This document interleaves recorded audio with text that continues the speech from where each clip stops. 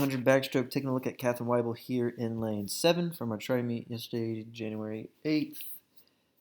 I'm going to play the race straight through. You're not in every part of the video, but you'll see when you are. I'm going to talk about your splits while the race is going on. So here we go. All right, so you ended up going a 118.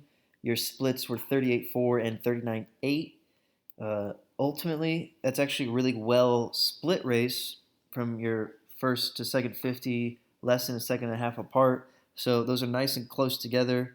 I do have a little bit of a theory on why that is. Ultimately, we got to increase. Okay, I'm not going to get into that. We'll watch the race and then I'll talk about it.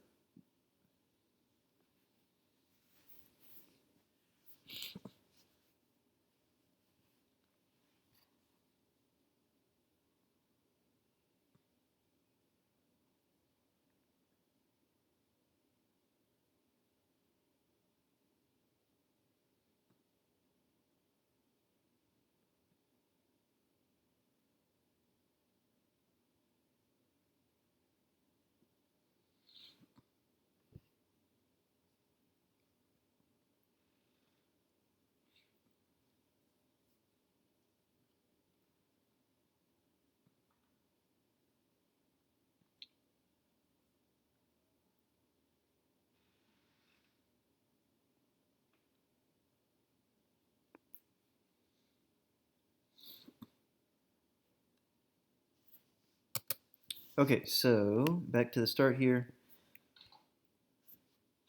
They have you take your mark. You rise up. I think you can relax your head a little bit, like you're kind of tucking it unnecessarily, but generally a pretty good position. Buzzer goes off there.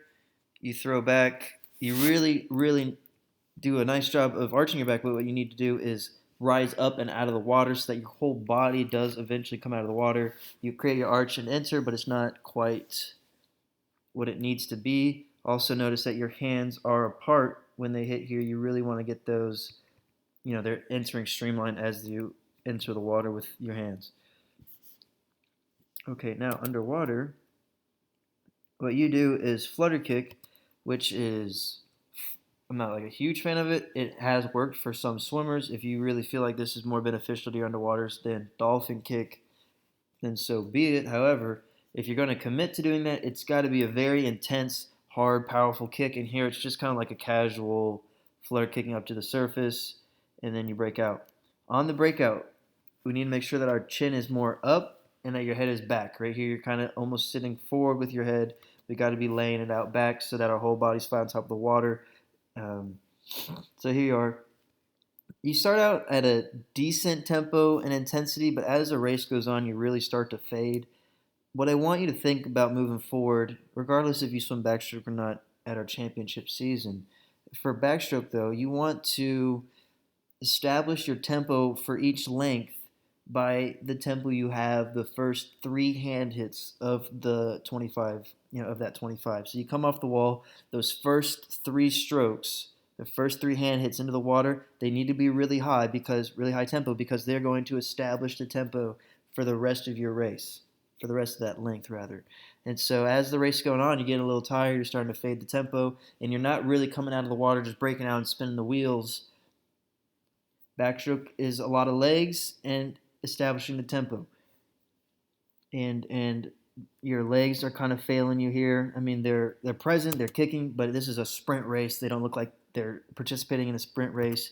Your tempo here has really faded off from the first 25.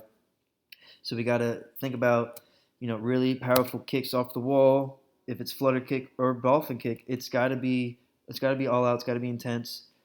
Got to have that chin back on the breakout.